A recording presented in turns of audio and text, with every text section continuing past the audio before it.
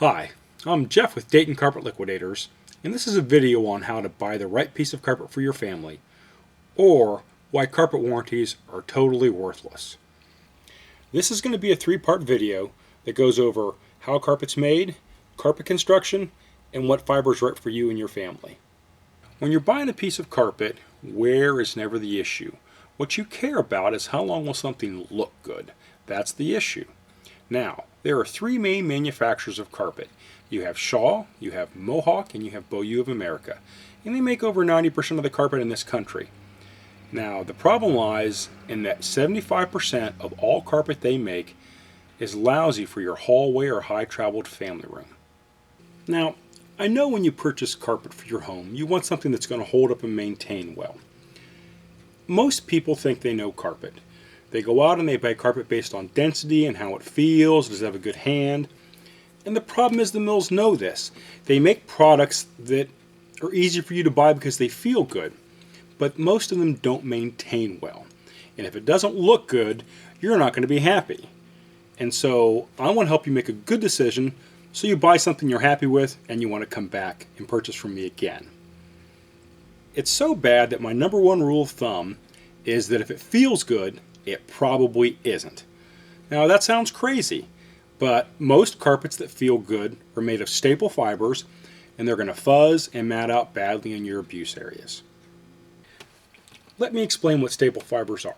Staples can be made out of nylon or polyester, okay, and they are small sections of fiber, generally 5 to 7 inches long, that are carded, lined up, and twisted into carpet fiber.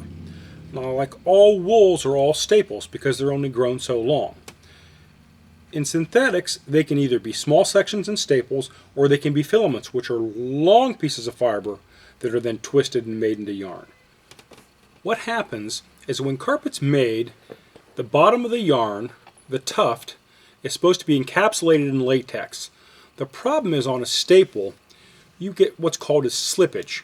And the problem is the slippage is supposed to stop, but in your high traffic areas, it never does stop. And so you get that pilled and matted look. Now, the problem is the industry likes to make lots of carpet like this because it has a high hand and it feels good. I can take a lot of cheap yarn and pack it in and give it what we call high apparent value. But just because it feels good does not make it good. So in a filament yarn, the yarn is twisted and carded out of long strands of fiber. Now the reason this is important is because all the fiber basically gets locked in the back at the same point, so there's no fuzz on top. Now, on this, if you look, you can see this is a staple. There's fuzz on top, okay? And the problem is some of it doesn't even want to let loose, okay? I can grab it by the fuzz and hold the sample. On a filament yarn, you look at it, and there's no fuzz, because all these yarns are basically the same length and cut off at the same point. And that's what we're looking for to start getting a good piece of carpet. Our industry is not very straightforward about this. They sort of talk about this in code. Like on this sample, it says it's 100% Stainmaster Tack Test Nylon. Well, that's code for staple. This is something that's fuzzy. If it was a filament, the sample was, say, 100% Stainmaster Tack Test BCF nylon. BCF stands for Basic Continuous Filament. It could just be CF, or it could just say filament. But we want to see the BCF before the nylon, and that tells us that it's not fuzzy. Now the reason this is so important with regards to you making a good decision is the warranty says this warranty covers wear by abrasion only and does not cover crushing, matting, piling, and pilling.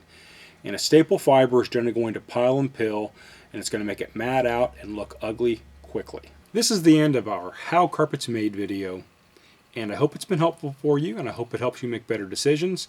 The next one's going to tell you about how to construct a good piece of carpet.